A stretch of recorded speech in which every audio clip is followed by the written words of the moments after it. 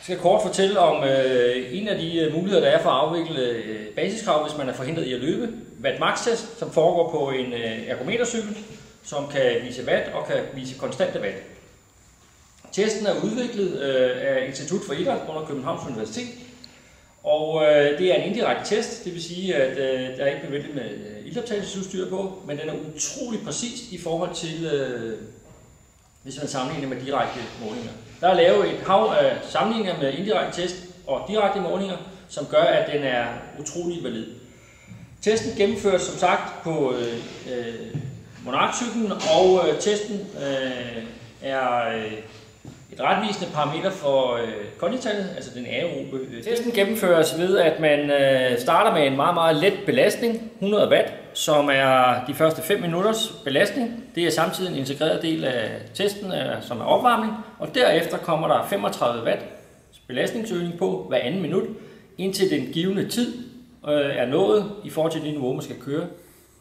Grundindstillingen i forhold til at sidde korrekt på cyklen, der er det vigtigt, at man får indstillet sadlen korrekt. Det gøres på den måde, at man sætter sig op på cyklen, kører pedalen i bund, sætter hælen på, og der skal benet være strakt, knæet skal være strakt, klikker i, og så har man en let bøjning i knæet. Det er korrekt indstilling af cyklen. Indstilling af cyklens elektronik. Tænder på knappen foran på cyklen. Der kommer et display frem.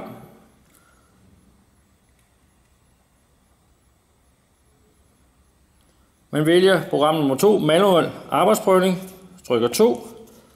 Vælger om man er mand eller kvinde. I det her tilfælde mand. 0. Trykker enter. Vægt, alder 42 år. Vægt 71 kg. Man vil vælge at skal have vist i displayet i watt. Trykker derfor 3. Og man skal køre den manuelt, og det vil så sige, at man kører 1. Så lyder der et kort bip-signal, og displayet bliver tændt. Her har vi tiden, der kører. Her har vi hastigheden, antal omdrejninger med pedalerne, og her selve belastningen vist i watt. Testen startes ved, at man trykker på 3. Uret starter. 100 watt på. 5 minutter. Efter 5 minutter øges belastningen med 35 watt. Gøres ved, at man trykker på 1, 2, 3 gange på 8-tallet. 1, 2, 3, 4, 5. Og næste belastning er påsat, og så fremdeles. Når testanten har nået hans niveau, så stoppes testen. Det gøres ved, at man trykker på 3-tallet. Testen slut. Klar til ny testant.